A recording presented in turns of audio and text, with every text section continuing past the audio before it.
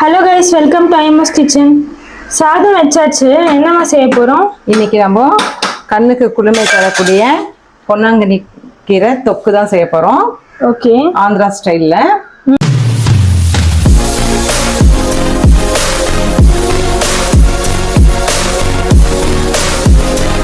சரிங்களா? இந்த பொன்னாங்கண்ணி கீரை வந்து கண்ணுக்கு ஒண்டி நல்லது இல்லை. பொன்னாங்கண்ணின்னா கண்ணுக்கு அப்படின்ற மாதிரி இருக்காங்களே, கண்ணுக்கு மட்டும் இல்லை, இதில் கால்சியம் சத்து ரொம்ப அதிகமாக இருக்குது. ஹார்ட்டுக்கும் ரொம்ப நல்லது, டயபெட்டிக் ஃப்ரெண்ட்லி. சரி, இதை வந்து நம்ம வந்து கடையிலலாம் இல்லாமல் தொக்கு மாதிரி செய்ய போகிறோம். அப்புறம் கிட்னி பிரச்சனைகளுக்கும் ரொம்ப நல்லது இது. ஆமாம், ஸ்டார்ட் பண்ணலாமா? ஃபர்ஸ்ட் இது வந்து நான் நல்லா அலசிட்டு வச்சுருக்கேன், தண்ணி இல்லாமல் வடித்து வச்சுருக்கேன். ஃபஸ்ட்டு இது இந்த கீரை தொக்கு செய்யறதுக்கு முன்னாடி நம்ம அதுக்கு தேவையான பொடிங்க அரைச்சிக்கலாம். ஓகேம்மா. இப்போ நான் அடுப்பில் கடாயை வச்சுருக்கேன், அதில் நல்லெண்ணெய் 2 டேபிள் ஸ்பூன் போட்டுக்கிறேன். நான் பொடியை அரைக்கணும்னு சொன்னேன் இல்லையா, அதுக்கு தேவையான பொடியை வந்து லைட்டாக வறுத்துக்கலாம் நல்லெண்ணெயில். ஓகேம்மா. இது இந்த டேபிள் ஸ்பூன் அளவு 2 டேபிள் ஸ்பூன் கடலைப்பருப்பு எடுத்துக்கிறேன். கடலைப்பருப்பு போட்டாச்சு. அதே டேபிள் ஸ்பூன் அளவில் உளுத்தம்பருப்பு 2 டேபிள் ஸ்பூன் போட்டுக்கிறேன். ஓகே, வதங்கட்டும்.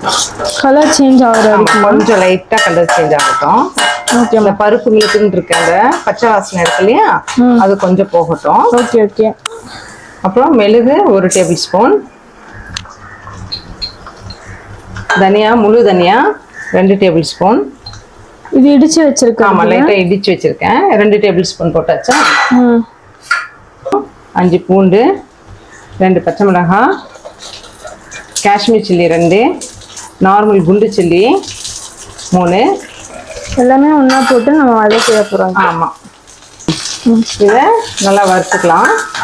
பூண்டு பிடிக்காதவங்க பூண்டு போட தேவையில்லை, எப்படியும் அது மசஞ்சிடும்லம்மா. ஆமாம், நல்லா வறுப்படணும். இது அடுப்பு வந்து சிம்மில் வச்சே வறுக்கணும். வறுத்துட்டப்போ இதில் வந்து நான் வந்து இப்போ சீரகம் 1 டேபிள் ஸ்பூன் போடுறேன். சீரகம் 1 டேபிள் ஸ்பூன் போட்டுறேன். வெந்தயம் சும்மா ஒரு கொஞ்சமாக, இவ்வளோதான். அப்புறம் வெள்ளை எள்ளு நல்லா 1 டேபிள் ஸ்பூன் அளவுக்கு போட்டுக்கிறேன். இதெல்லாம் வந்து கடைசியில் தான் போடணும். ஃபஸ்ட்டு எள்ளு சீரகம்லாம் போட்டோன்னா ரொம்ப அது கடாயில் ஒட்டிக்கும், நிறைய வதங்கிடும். அது பட்டு பட்டு ஓவர் ஹீட் ஆகிடும். அதனால கடைசியாக தான் போடணும். இப்போ நல்லா வறுபட்டுடுச்சு. இப்போ இது நல்லா வறுபட்டுடுச்சு. இப்போ இதை வந்து நம்ம ஆற வச்சுட்டு மிக்சியில் பொடி பண்ணிக்கணும். கொஞ்ச நேரம் இது ஆறட்டும். ஆமாம், ஆறட்டும்.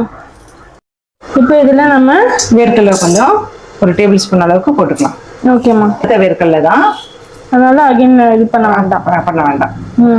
அதே கடாயில் நல்லெண்ணெய் 1 டேபிள் ஸ்பூன் விட்டுலாம். விட்டுட்டு நம்ம அலசி வச்சிருக்க கீரையை அதில் போட்டு வதக்கிக்கலாம். ஓகேம்மா. இதுலேயே வந்து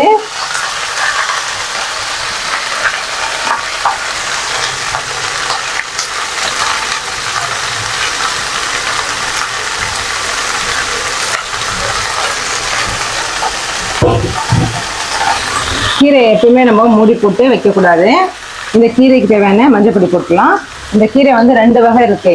இது வந்து ஃபுல்லி கிரீன் கலரா இருக்கு இல்லையா இந்த கீரை. இதுலேயே வந்து இன்னொரு கீரை இருக்கு, அதாவது சிகப்பு கலர்ல இருக்கும், அந்த பொன்னாங்கண்ணி கீரை. அதுவும் செம டேஸ்டா இருக்கும் அந்த கீரை. ஆமா, நம்ம சாப்பிட்டுருக்கோம்ல. ஆமா, இது வந்து நாட்டு பொன்னாங்கண்ணி. அது வந்து என்ன சொல்லுவாங்க, நாட்டு பொன்னாங்கண்ணின்னு நம்மளே வச்சுக்கிறோமா பேரை? அப்படிதான் நினைக்கிறேன். அவங்க விற்கிறவங்க அப்படிதான் கொண்டு வந்து சொல்லி கொடுப்பாங்க.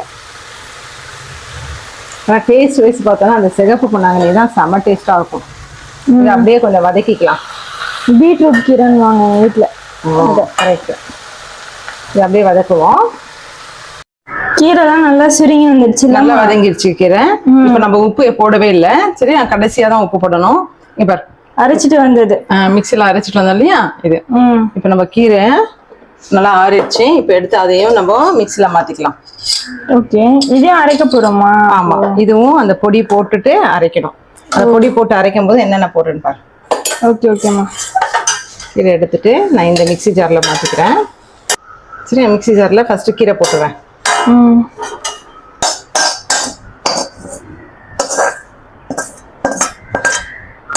இந்த கீரையிலே நான் அரைச்சிட்டு வந்த அந்த பொடி இருக்கு இல்லையா, ஆமா. அதையும் போட்டுப்போம்.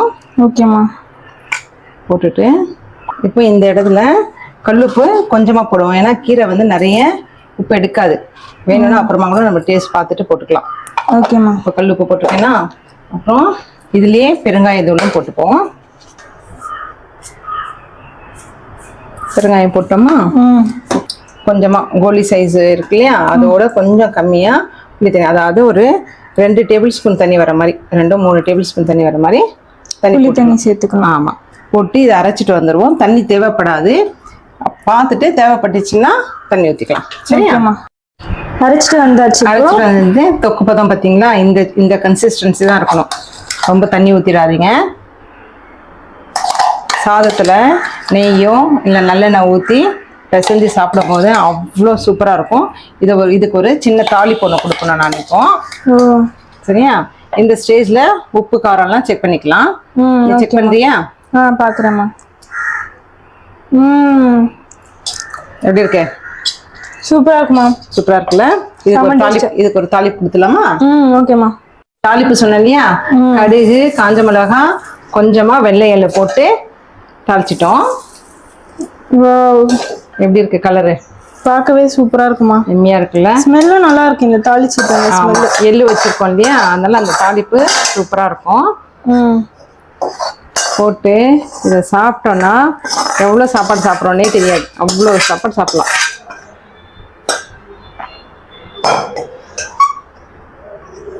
அவ்வளோதான், பொன்னாங்கண்ணி கீரை தொக்கு ரெடி ஆயிடுச்சு. இந்த கீரையை டேஸ்ட் பண்ணிட்டு இதே மாதிரி செய்யுங்க. நான் சொன்ன அளவுகளோட செய்யுங்க. ஒரு கட்டுக்கு தான் நான் சொல்லியிருக்கேன் இந்த அளவு. சூப்பராக டேஸ்டாக எம்மியாக இருக்கும். இதை செஞ்சுட்டு எப்படி இருக்குன்ட்டு மறக்காம கமெண்ட் பண்ணுங்க, லைக் பண்ணுங்க, ஷேர் பண்ணுங்க, சப்ஸ்கிரைப் பண்ணுங்க. தேங்க்ஸ் ஃபார் வாட்சிங். பாய்.